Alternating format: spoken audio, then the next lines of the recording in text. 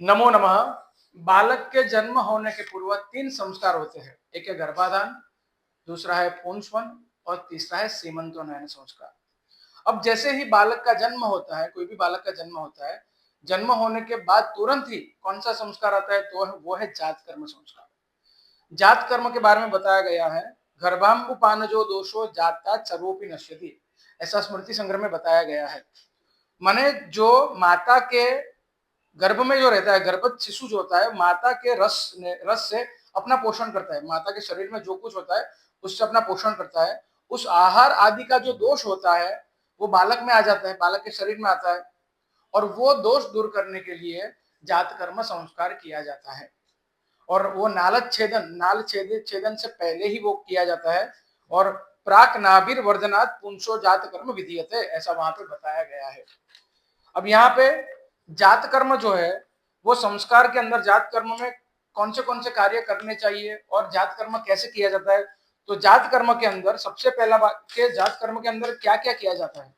तो जात कर्म के अंदर माने ब्राह्मण पूजन के साथ साथ, ब्राह्मण पूजन तो बाद में होगा, उससे पहले होगा जात कर्म के अंदर स्वस्ति पुण्य गणपति पूजन, स्वस्ति पुण्यावाचन, मातृका पूजन, वसुधारा पूजन, आयुष्य मंत्र जप और नांदी श्राद्ध करना बहुत जरूरी है।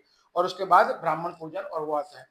उसके बाद जात कर्म के मुख्य कर्म कौन से है, तो मेधा जनन कर्म, मधु घृत प्राशन विधि, मधु और घृत की प्राशन विधि। फिर आयुष्यकरण कर्म है, वो भी करना जरूरी है।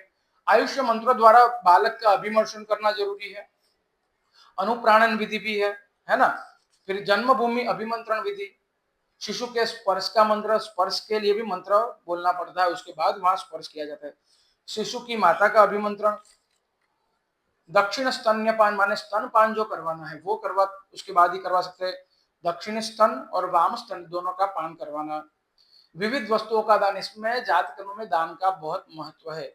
और उसमें सुवर्ण है, भूमि है, गौ है, वस्त्र है, गृह है, धान्य, गुड़, तिल, सप्तधान्य में से आप कोई भी धान्य दे सकते हैं।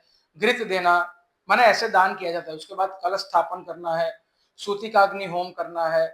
और ऐसे करके ये जात कर्म का यहाँ पे पूजन पूरा किया जाता है। पर जात कर्म क्यों किया जाता है वो मैंने आपको पहले बताया। जात कर्म भी बहुत जरूरी है। अगर आप नहीं कर सकते जात कर्म, तो जब आप नामकरण करते हैं, नामकरण संस्कार करते हैं, उसके बाद ये किया जाता है। और जातकरण के बाद सीधा षष्ठी पूजन आता है, षष्ठी महोत्सव जिसको कहते हैं, वो षष्ठी पूजन इसके बाद का क्रम आता है। उसके बाद नामकरण आता है। तो जब आप तब नहीं कर सकते, क्योंकि अभी हॉस्पिटल में ये आप क्रिया नहीं कर सकते, तो नामकरण से पहले आप इसको कर सकते हैं। धन्यवाद।